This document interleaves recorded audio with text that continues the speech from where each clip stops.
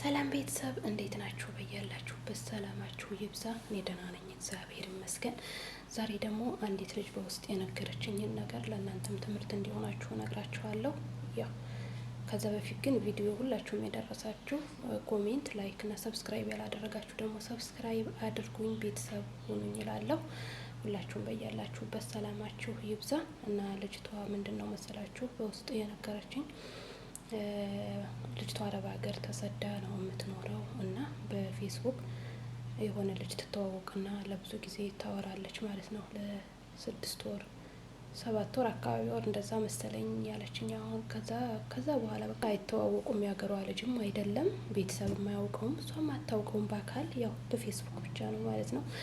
እና ያው በፎቶ ምናምን እንደዛ ለረጅም ሰዓት ሲያወሩ ከቆዩ በኋላ ያው እንግዲህ ባላደረገችው መሰለኝ እና ብር ትልክላታለች ማለት ነው። ለብዙ ጊዜ በቃ በየወሩ ይሄንን ስራ ይሄንን ምናምን ነገር ምናምን እያላት በቃ በየወሩ ቤተሰብ ትታ ሲጀመር አፈቀርኩ ብላ ማለት ነው ለሱ በየወሩ ትሰጣለች።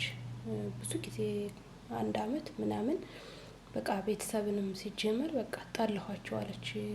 በቃ እሱ ጋር በጣም በቃ አፈቀርኩት አለች። ልጁ የእውነት መስሎኝ በቃ ለሱ በየወሩ ብሬን ልካለሁ አለች። ከዛ የሆነ ሰዓት በቃ ምንድነው የምንገዛው ምንድነው ይሄን አደርጋለሁ አንቺ ብቻ በብላኪ እንሰራለን ምናምን እያለ በብዙ መንገድ ያታልላታል ማለት ነው። ልጅቷ ያው በየወሩ ብሯን ደሞዟን ለሱ ታቀብላለች። ከዛ በኋላ መጨረሻ ላይ ቤተሰብ እንደዚህ ሽማግሌ ላክ እንደዚህ ያስተዋውቅ ምናምን ነገር አለዛ ከዚህ በኋላ ብርም አልክም ምናምን ስትለው በቃ ውጥር አርጋ ስትይዘው ከ1 አመት እንግዲህ ካወሩ ከ7 ወር በኋላ 1 አመት ሙሉ ብር ልካለታለች ማለት ነው።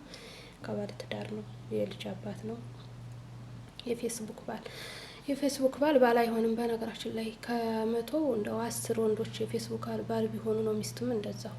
ምክንያቱም ልብስም አልሆነን ጠልበን እንኳን ባል ማለት ነው ቤተሰብ የሚያወቀው እንደዚህ በሁሉ ነገር የታወቀም አሁን ላይ የተከዳዳ ነው።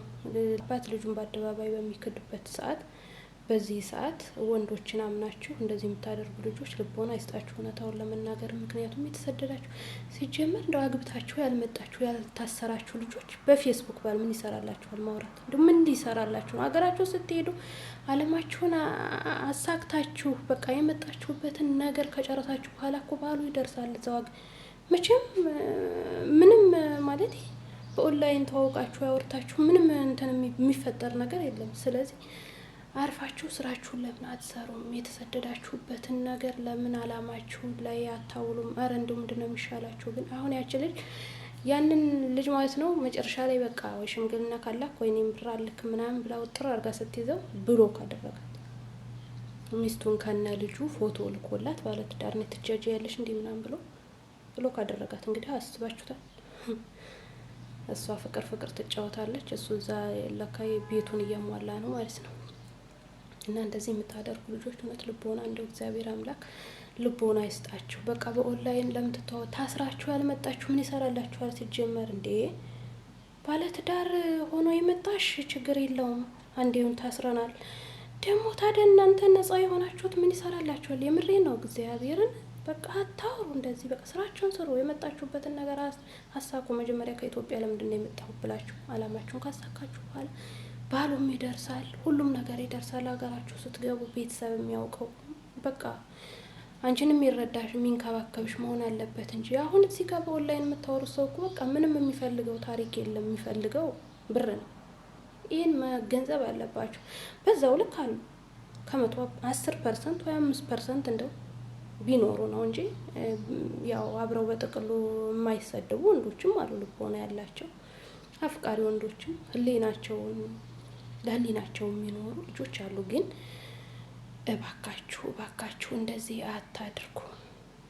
በቃ በኦንላይን ባል እንኳን ባል ይቅርና ልብስም ተጠልቦ እየሆነን አይደለም እየተጣለ ነው ብዙ ነገር። ስለዚህ እንደዚህ አታድርጉ። የመጣችሁበትን ነገር እወቁ እህቶች እባካችሁ።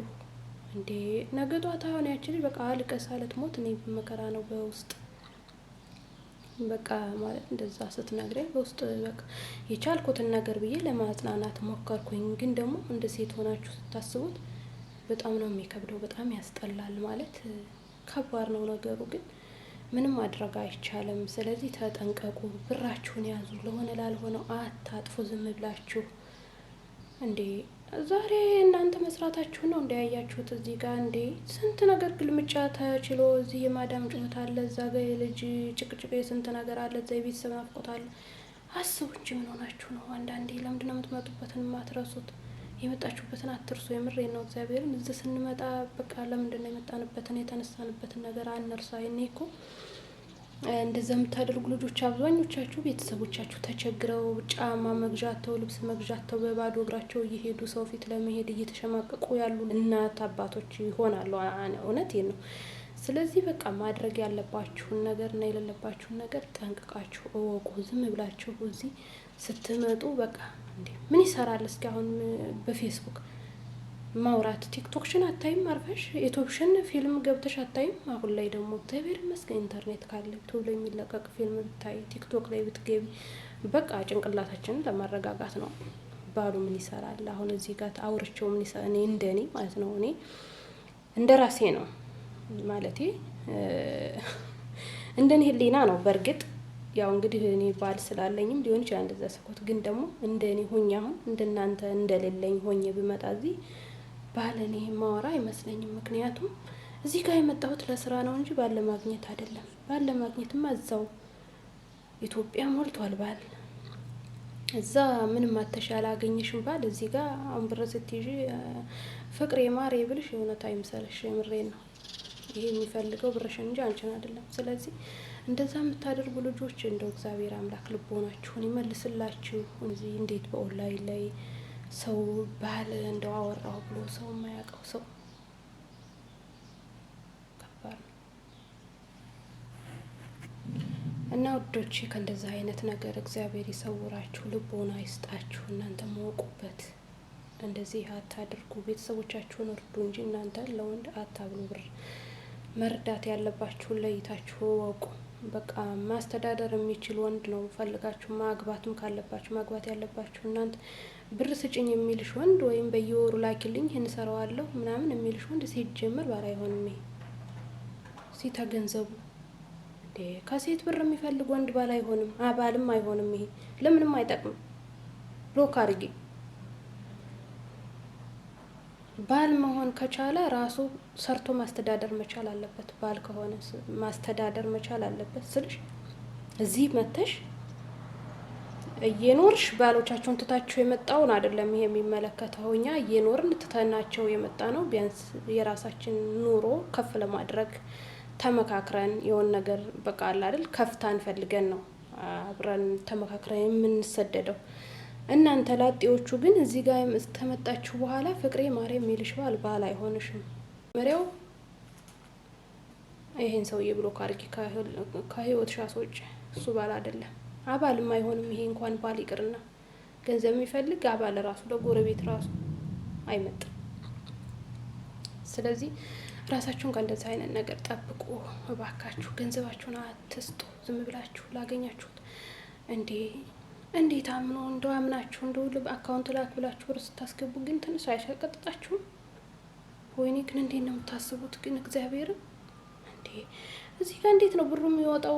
ማለት የምትሰሩበትን አታስቡትም? እዚህ ብሩ እንዴት እንደሚመጣ አታስቡትም? እና ነው እንደዛ ነው ዝም ብለን መስጠት ነው እንጂ እናንተ ብሩ እንዴት እንዳመጣችሁት ፈግታችሁ እንደሆነ እዚህ የማዳም ግልምጫ እንዳለ ምናምን ያን አታስቡትም?